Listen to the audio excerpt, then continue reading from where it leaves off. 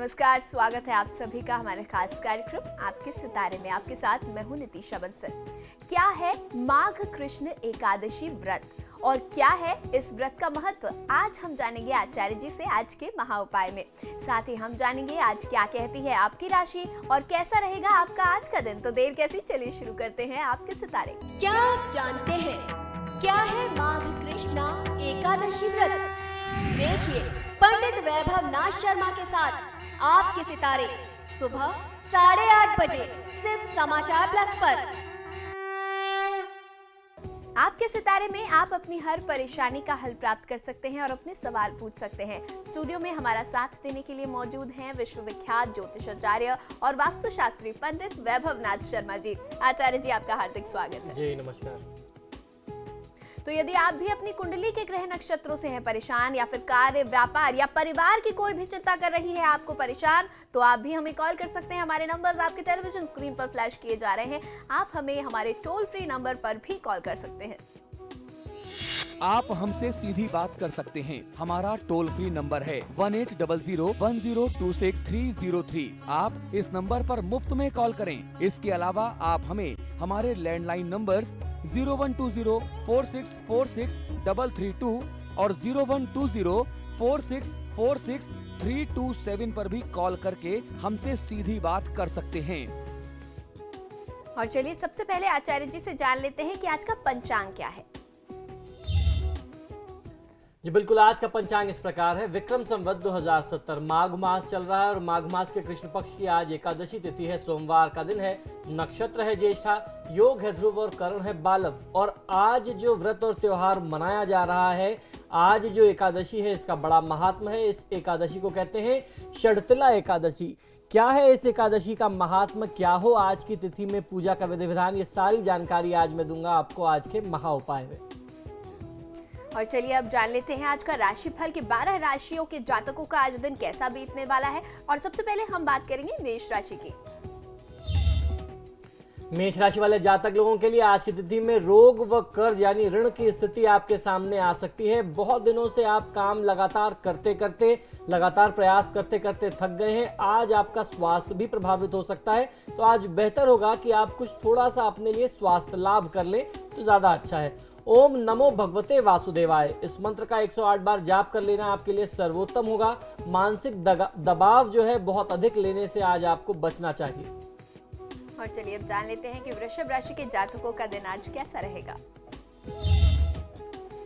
वृषभ राशि वाले जातक लोगों के लिए मानसिक तनाव के कारण आज स्वास्थ्य प्रभावित हो सकता है। आज पैसों को बचा करके चलना चाहिए, वरना आगे कहीं इसकी आवश्यकता आपको पड़े तो आप बहुत मुश्किल में घिर सकते हैं। तो आज धन को संचित रखना आपके लिए ज्यादा आवश्यक है। ओम विश्व मूर्तये नमः मंत्र का 108 बार जाप कर लेना आपके लिए सर्वोत्तम होगा। आज यात्रा करने से बचिए। और अब बारी है मिथुन राशि की। जानेंगे क्या कहते हैं मिथुन राशि के जातकों के सितारे। मिथुन राशि वाले जातक लोगों के लिए आज आपके मन में किसी मित्र को लेकर के खास भावनाएं उत्पन्न हो सकती हैं। तो ऐसे में आपको अपनी भावनाओं को व्यक्त करना चाहिए। आप अपनी भावनाओं को व्यक्त करने से डरते हैं। आज आपको अपने डर को दूर भगाना है और अपने मन की बात उस व्यक्ति के समक्ष बोल देना चाहिए। आज की तिथि में वाहनों का प्रयोग आप बहुत सावधानी से करें तो आपको फायदा मिलेगा। ओम नारायणाय नमः, इस मंत्र का 108 बार जाप कर लेने से आज के दिन की शुभता आपको प्राप्त हो सकती है। दैवी कृपा प्राप्त होगी। आज एकादशी की तिथि है। परिजनों के साथ वाद विवाद को बढ़ाने से, वाद विवाद करने से बचना चाहिए। और चलिए अब हम बात करेंगे कर्क राशि की। आचार्य जी से जानेंगे कि कर्क राशि के जातक आज की तिथि में क्या करें और क्या ना करें। कर्क राशि वाले जातक लोगों के लिए आज आपके शत्रु जो हैं वो प्रबल हो सकते हैं। आपको हानि पहुंचाने का प्रयास करेंगे। आज आपको खुद पर भरोसा रखने की आवश्यकता है। आज पूजा पाठ से आपको काफी लाभ मिलने की स्थिति दिखाई देती है। यानी आप जितना धर्म कर्म करेंगे, दैवी कृपा उतनी ज्यादा होगी, भाग्य का साथ उतना ज्यादा बढ़ेगा। ओम श्री पुरुषोत्तमाय नमः, इस मंत्र का 108 बार जाप कर लेना आपके लिए सर्वोत्तम होगा। आज की तिथि में बहुत अधिक भागदौड़ करने से, व्यर्थ की भागदौड़ करने से बचना चाहिए। और अब बारी है जानने की कि सिंह राशि के जातकों के लिए आज का दिन कैसा है। सिंह राशि वाले जातक लोगों के लिए आज की तिथि में आपका स्वास्थ्य प्रभावित होने के लक्षण बनते दिखाई देते हैं। आपने पिछले दिनों जहां भी धन निवेश किया था, यानी कहीं पैसा लगाया था, इन्वेस्टमेंट किया था, वहां से आज आपको अपना धन बहुत अच्छे मुनाफे के साथ वापस मिल सकता है, यानी एक अच्छा रिटर्न आज आपको प्राप्त हो सकता है। साथ ही साथ आज की तिथि में अपने स्वास्थ्य का ध्यान रखें तो ज्यादा उत्तम होगा। ओम नमो भगवते विश्वमूर्तये नारायणाय श्री पुरुषोत्तमाय, इस मंत्र का 108 बार जाप कर लेने से आज के दिनचर्या में आपको और अधिक लाभ मिल सकता है। यदि आज की तिथि में कोई यात्रा की योजना हो तो उससे बचना चाहिए। और अब बारी है छठी राशि यानी कि कन्या राशि की। जानेंगे कन्या राशि के सितारे आज उनके लिए क्या कुछ खास ला रहे हैं। कन्या राशि वाले जातक लोगों के लिए आज की तिथि में आपको लक्ष्यों की प्राप्ति हो सकती है। जो भी आपके लक्ष्य थे आज उसमें आपको सफलता मिलेगी। आज के काम को कल पर छोड़ने की आदत को आपको बदलना होगा। आप अपने कार्यशैली में कुछ बदलाव लाएं, आलस्य से बचें तो आपके लिए ज्यादा अच्छा है। आज मन से सभी दुविधाएं स्वतः ही समाप्त हो जाएंगी, आपका कॉन्फिडेंस बढ़ेगा और फिजूल खर्ची करने से आज आपको बचना चाहिए। अपने धन के व्यय को रोकने का जो आपका ये खर्चीला स्वभाव है इसको बदलने का प्रयास करना चाहिए। इस पर कहीं ना कहीं से नियंत्रण लगाने की आवश्यकता है। ओम अकल्मषाय नमः, इस मंत्र का 108 बार जाप करेंगे तो बहुत अच्छा लाभ मिल सकता है। आज की तिथि में किसी भी प्रकार से तनाव लेने से बचना चाहिए। और अब वक्त है कि आचार्य जी हमारे जो दर्शक गण हैं उनकी कुछ समस्याओं का निराकरण करें। और इस वक्त हमारे साथ पिथौरागढ़ से कविता जुड़ी हुई हैं। कविता जी, आप अपना प्रश्न करें और साथ ही साथ जन्म विवरण जरूर दें। जी पंडित जी प्रणाम। जी नमस्कार, बताइए। जी मुझे अपने बड़े भाई विकास शर्मा के बारे में पूछना है। जी इन्होंने 2013 में फिजिक्स से एमएससी कंप्लीट कर लिया और भविष्य के लिए इनकी कौन सी लाइन ठीक रहेगी? पीएचडी या बैंकिंग सेक्टर और सरकारी नौकरी कब तक है? जी बिल्कुल। जी इनका बर्थ डिटेल है 9990 जी 40 सुबह के जी और जालौन उत्तर प्रदेश। जी देखिए, जहाँ तक आपने इनका जन्म विवरण बताया है इनके लिए पीएमसी की फील्ड ज़्यादा अच्छी दिखाई देती है इनकी जन्म पत्रिका के अनुसार। लेकिन आपको ये भी बता दूं कि इनकी कुंडली में बृहस्पति की जो स्थिति है वो बहुत अच्छी नहीं है। इस व्यक्ति को, जातक को बहुत मेहनत करने के बावजूद जाकर के भी बहुत अच्छी सफलता नहीं मिलनी चाहिए जिसके ये हकदार हैं, जितने ये योग्य हैं। ये बातें मैं इनको निराश करने के लिए नहीं कह रहा, इनका एक उचित मार्गदर्शन करने के लिए कह रहा हूँ। क्योंकि बृहस्पति केंद्रगत तो है, केंद्र में बैठा हुआ बृहस्पति है, लेकिन बृहस्पति के साथ केतु की स्थिति, उस पर राहु की दृष्टि, ये एक ऐसा संयोग है। हम लोग अक्सर आजकल इस बारे में चर्चा करते हैं क्योंकि आजकल ऐसी कुंडलियां बहुत ज्यादा आ रही हैं और ये एक ऐसा लक्षण है कलयुग का कि लोग ज्यादातर प्रभावित ही इन्हीं सारे संयोगों से हो रहे हैं, जिसके चलते परिस्थितियां अच्छी होकर के भी जीवन दुखमय रहता है। तो सबसे बेहतर उपाय इनके लिए ये होगा कि परिवार का कोई भी एक सदस्य जाकर के त्रिपिंडी श्राद्ध कराए, क्योंकि ये जो संयोग है इसको गुरु चांडाल योग कहते हैं। ये कहीं ना कहीं परिवार में कोई अकाल मृत्यु का भी कारक हो सकता है, कोई अतृप्त आत्मा की भी स्थिति हो सकती है, कोई जिसे पितृदोष से जोड़ करके देखा जाता है। कोई ऐसा पितृ आपके परिवार का है जो असंतुष्ट है, अतृप्त है, उसकी शांति कर लेने से फायदा मिलेगा। साथ ही साथ बृहस्पति को नियमित पूजा पाठ में यदि आप पूजन करते रहें, उनको थोड़ा सा बल दें तो और फायदा मिल सकता है। लग्न में बैठा हुआ बृहस्पति उच्च शिक्षा को दर्शाता है, लेकिन अगर वहीं राहु और केतु का ग्रहण लग जाए तो ये सारा संयोग खराब हो जाता है और उस जातक की पढ़ाई में बहुत सारे ब्रेक्स आते हैं, अनावश्यक उनमें बाधाएं आती हैं। तो इस बाधा को दूर करने के लिए ये बहुत आवश्यक है कि आप इसका उपाय करें, अन्यथा सारी योग्यता होने के बावजूद भी वांछित सफलता जीवन में नहीं मिल पाएगी। और इस वक्त मुरादाबाद से हमारे साथ एक दर्शक जुड़ी हुई हैं। श्रुति जी, आप अपना समस्या बताएं और साथ ही साथ जन्म विवरण भी दें। जी नमस्ते पंडित जी। जी नमस्कार पंडित जी, मेरा डेट ऑफ बर्थ है 3 सितंबर 1990। जी। टाइम है शाम को 7 बजे। जी। और प्लेस ऑफ बर्थ है बिजनौर यूपी। जी। पंडित जी, मैं जानना चाहती हूँ मेरी सरकारी नौकरी के क्या चांसेस है, और पंडित जी मैं सीए कर रही हूँ तो क्या मेरे उसमें कुछ सफलता के चांसेस हैं अभी आगे, और पंडित जी मेरी मैरिड लाइफ कैसी रहेगी आगे? जी बिल्कुल। देखिए, अभी बहुत विस्तार से मैंने गुरु चांडाल योग के बारे में बताया और मैंने ये भी कहा कि आजकल ऐसी ही कुंडलियां आती हैं क्योंकि ऐसे ही लोग परेशान होते हैं जीवन में। आपकी कुंडली में भी वही एकदम बिल्कुल ठीक वही संयोग बना हुआ है। ये ज्यादा बेहतर है कि बृहस्पति की दशा चल रही है और आपने जो प्रश्न किया है, आपके करियर से संबंधित जो आपने प्रश्न किया, आपने अपने भावी दाम्पत्य जीवन से जुड़ा हुआ जो प्रश्न किया, उसका सारा लक्षण बृहस्पति से ही जुड़ता है। क्योंकि आपने सीए की बात कही और सीए जो है वित्तीय क्षेत्र होने के नाते सीधे सीधे उसका संबंध बृहस्पति से है। आपने दाम्पत्य जीवन की बात कही, किसी कन्या किसी महिला के लिए बृहस्पति का अच्छा होना दाम्पत्य जीवन का सुख लेने के लिए बहुत आवश्यक होता है। तो बृहस्पति आपकी कुंडली में उच्च केतु जरूर है, लेकिन एक बार पुनः वहां पर केतु की स्थिति जो है वह फिर से ग्रहण योग बनाती है। तो ऐसे में कोई पुरुष सदस्य जो है इस योग की शांति 2-3 माध्यमों से होती है। पहली चीज तो यह है कि ग्रहों की शांति कर दी जाए, बृहस्पति, राहु और केतु का जाप करा करके शांति कर दें और उसके बाद अपनी नियमित दिनचर्या में बृहस्पति की पूजा आराधना करते रहें। दूसरा इसका साधन ये है कि आप त्रिपिंडी श्राद्ध जिसे कहा जाता है, जो पितृदोष का सबसे प्रामाणिक उपाय माना जाता है, तो किसी भी तरीके का किसी भी कारण से पितृदोष बन गया हो तो आप उसको दूर करने के लिए उसके निवारणार्थ त्रिपिंडी श्राद्ध कर सकते हैं। और यह श्राद्ध की जो प्रक्रिया है ये घर का कोई पुरुष सदस्य ही करता है।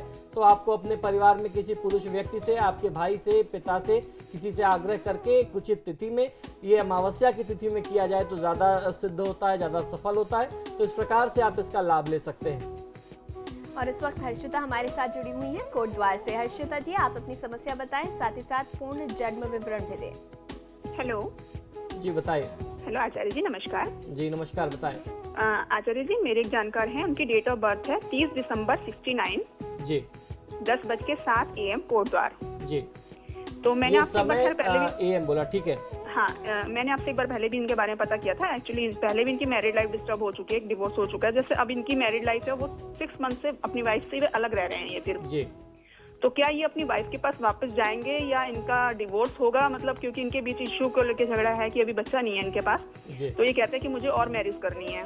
तो उस लड़की की लाइफ भी थोड़ा इस टाइम बहुत मुश्किल में है कि क्या उसे इनको डिवोर्स दे देना चाहिए या ये कब उनके पास वापस जाएंगे। 6-7 महीने से ये लोग फिर अलग रह रहे हैं। जी बिल्कुल। तो आपने पहले बताया था कि इनकी कुंडली में दाम्पत्य सुख नहीं है, लेकिन उस वजह से उस लड़की की लाइफ का क्या होगा या उसे ये डिवोर्स दे देना चाहिए? मैं यही आपसे उत्तर जानना चाहती हूँ। देखिए, आप स्वयं दुविधाग्रस्त क्वेश्चन पूछ रही हैं। आप पुरुष की कुंडली दिखा करके, एक दूसरे साथी की कुंडली दिखा करके पत्नी के जीवन के बारे में पूछ रही हैं कि उसे डिवोर्स देना चाहिए कि नहीं। इनकी कुंडली में मैंने पहले भी बताया था और अभी भी यही संयोग है कि इनको दाम्पत्य सुख नहीं मिलेगा। ये एक विवाह से तलाक लेकर के दूसरा विवाह भी कर लेंगे तो कहीं सुखी रहने का संयोग नहीं है, जब तक इसका सही तरीके से उपाय ना किया जाए। सिर्फ कुंडली दिखाना ही एक साधन, एक माध्यम नहीं है, उसका सही तरीके से निवारण कर लेना चाहिए। आप बार बार डॉक्टर से मिलते हैं, डॉक्टर बताता है कि आपके शरीर में कैंसर है, आप डॉक्टर बदलते हैं लेकिन उपाय नहीं करते हैं। यही समस्या बार बार इस परिवार, इस दंपति के साथ आ रही है। इस व्यक्ति की कुंडली में ये संयोग है कि दाम्पत्य सुख में कहीं ना कहीं से कमी के योग हैं और ये जो संयोग है इसको दूर भी किया जा सकता है। मैंने अगर आपको पहले बताया तो साथ में ये भी बताया होगा। जहां तक रही इनके लाइफ पार्टनर की बात कि इन्हें डिवोर्स देना चाहिए कि नहीं, तो ये बात उनकी कुंडली से पता चलेगी, उनकी कुंडली में क्या स्थितियां बनती हैं। इस व्यक्ति की कुंडली में, इस जातक की कुंडली में दाम्पत्य सुख प्राप्त करने के योग बहुत क्षीण है, बहुत कम है। तो मुझे तो ऐसा लगता है कि संभवतः इनका डिवोर्स हो जाना चाहिए। अब इनकी पत्नी की कुंडली वर्तमान समय में क्या कहती है बता नहीं सकता। हो सकता है उनकी कुंडली में बहुत अच्छे योग हो, बहुत मजबूत योग हो, थोड़े से तनाव के बाद फिर चीजें ठीक हो जाएं। तो ये दोनों की कुंडली के ऊपर डिपेंड करता है। और फिलहाल कार्यक्रम में वक्त एक छोटे से ब्रेक का है, जल्द हाजिर होंगे, बने रहिए हमारे साथ।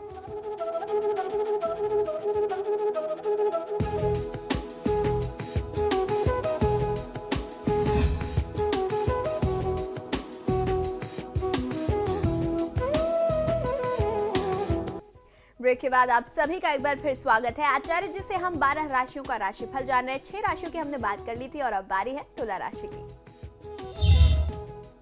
तुला राशि वाले जातक लोगों को आज की तिथि में व्यावसायिक सफलता मिलने की संभावना बहुत ही प्रबल दिखाई दे रही है। आपको अपने व्यापार में, अपनी नौकरी में बहुत अच्छी वांछित सफलता आज मिल सकती है।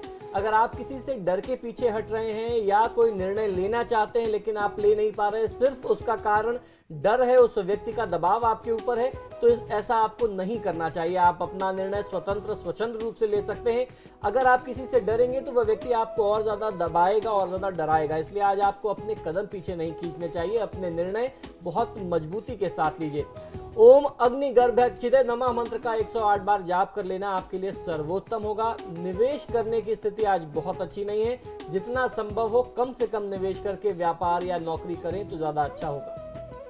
और अब बारी है कि जाने हम वृश्चिक राशि के जातक आज की तिथि में क्या करें और क्या ना करें कि वो दिन का और भी ज्यादा लाभ उठा सके। वृश्चिक राशि वाले जातक लोगों के लिए आज की तिथि में पारिवारिक कलह की स्थिति बहुत जटिल, बहुत विकट रहने वाली है। अपनी जिंदगी की सभी परेशानियों का अंत एकमात्र व्यक्ति कर सकता है, वो आप हैं। तो आपको आज ये सोचना चाहिए कि जितनी भी तनाव की स्थिति है उससे बचकर के आपको किस तरीके से अपने व्यापार को, अपने जीवन को आगे बढ़ाना है, अपनी नौकरी को कंटिन्यू करना है। कोई नया व्यापार आरंभ करने के लिए आप योजना बना रहे थे तो आज का दिन आपके लिए बहुत शुभ, बहुत अच्छा हो सकता है। आज के दिन को शुभ बनाने के लिए ओम अग्रगण्य नमः मंत्र का 108 बार जाप कर लेना आपके लिए सर्वोत्तम होगा। आज ऐसी कोई भी कृत्य न करें, ऐसी कोई भी बात न करें, ऐसा कोई भी व्यवहार न करें कि किसी के दिल को, भावना को ठेस पहुंचे। और चलिए अब जान लेते हैं कि धनु राशि के सितारे आज क्या कह रहे हैं। धनु राशि वाले जातक लोगों के लिए आज की तिथि में जीवन में सुधारपूर्ण बदलाव होने की संभावना दिखाई देती है। आज अगर आपके दिल में किसी भी व्यक्ति के लिए कोई भावना है तो उसे व्यक्त अवश्य कर देना चाहिए। ओम अजाय नमः मंत्र का 108 बार जाप कर लेने से आज आप अजय हो सकते हैं। हर क्षेत्र में आपको सफलता मिल सकती है। आज आपको ध्यान ये रखना है कि ब्राह्मण देवता का आप अनादर न करें। और चलिए अब हम जान लेते हैं कि मकर राशि के जातक आज के दिन क्या करें और क्या ना करें। मकर राशि वाले जातक लोगों के लिए जटिल कामों से छुटकारा मिल सकता है। आज आपको काफी ऐसे अनुभव मिल सकते हैं जो आपके लिए बिल्कुल नए हों और आपके जीवन को बेहतर बना सकते हैं। ऐसे अनुभवों के लिए आपको तैयार रहना चाहिए।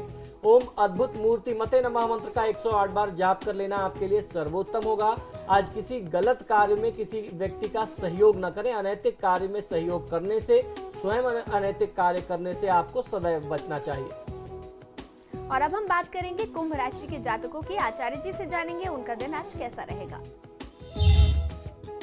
कुंभ राशि वाले जातक लोगों के लिए सुख समृद्धि के नए रास्ते खुलेंगे, नए मार्ग खुल सकते हैं। अपने काम करने के तरीके पर आज आपको कुछ ध्यान देने की आवश्यकता है और जहां तक आपको ठीक लगे या अगर कोई व्यक्ति सुझाव देता है जो आपके पक्ष में है तो अपने क्रियाकलाप को, अपने कार्यशैली को बदलने का भी प्रयास करना चाहिए। अगर आप उसमें कुछ बदलाव करते हैं और वो बदलाव आपके लिए बहुत अच्छा है तो उसमें कहीं से मुझे नहीं लगता कोई नुकसान हो सकता है। आज आपके और आपके करीबियों के बीच कुछ तनाव की स्थिति, कुछ मतभेद, कुछ अनबन की स्थिति आ सकती है। ऐसे वाद विवाद की स्थिति को अपनी सूझबूझ से, अपने बुद्धि विवेक से टालने का प्रयास करना चाहिए।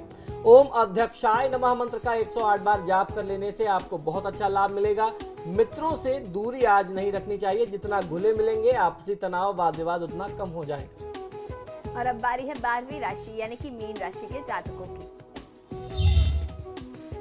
मीन राशि वाले जातक लोगों के लिए आज की तिथि में आपके घर में, व्यावसायिक प्रतिष्ठान में, आपके कार्यक्षेत्र में धन से आर्थिक समस्या जो काफी समय से आप झेल रहे थे और जो प्रशासनिक समस्याएं आपके सामने आ रही थी, यानी आप अपना मैनेजमेंट बहुत अच्छे से नहीं कर पा रहे थे, चाहे वो फैमिली की बात हो या आपके बिजनेस की बात हो, आपका जो कंट्रोल छूटता जा रहा था, आज इसमें आपको बहुत अच्छा लाभ मिल सकता है। भाग्योदय की स्थिति आ सकती है। आप दोबारा एक बार लोगों का अच्छे से नेतृत्व कर सकते हैं।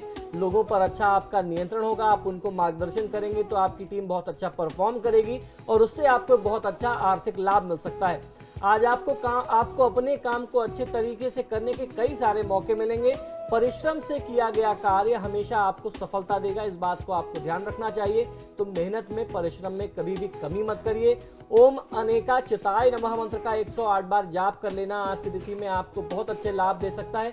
स्वयं को दूसरों के वाद विवाद से बचा करके रखें तो आपके लिए शुभ होगा। और चलिए अब हम आचार्य जी से जान लेते हैं आज का महाउपाय।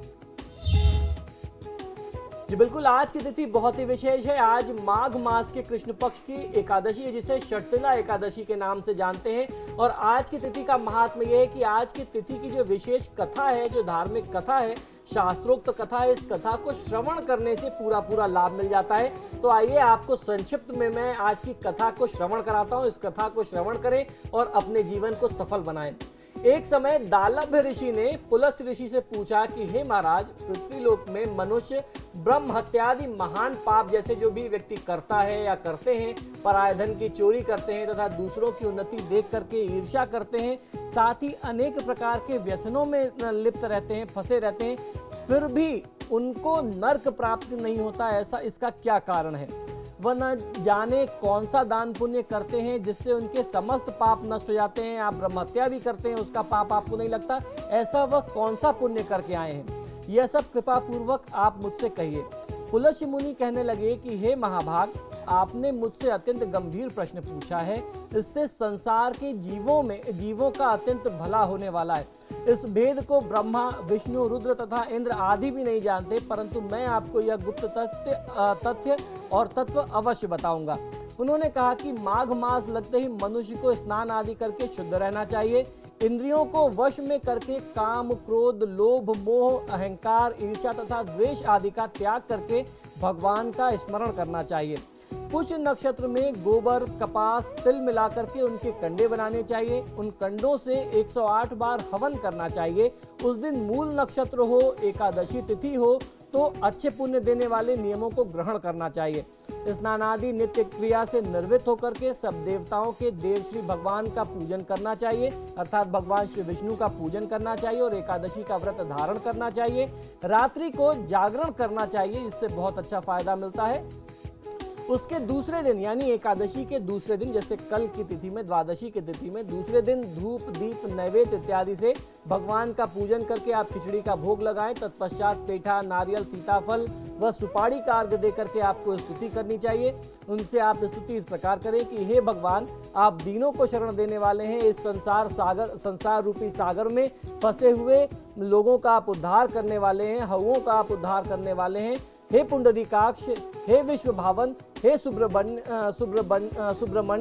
हे पूर्वज, हे जगतपते, आप लक्ष्मी जी सहित इस तुच्छ अर्घ को ग्रहण करें जो मुझसे संभव हो सका मैंने आपको अर्पित किया है। इसके पश्चात जल से भरा हुआ कुंभ यानी एक घड़ा ब्राह्मण को दान करना चाहिए तथा ब्राह्मण को श्यामा गौ, जिसे काली गाय कहते हैं, उसे शास्त्रीय भाषा में श्यामा गौ कहते हैं, काली गाय और तिल का पात्र दान देना चाहिए। दान में देते हैं तो उत्तम होता है।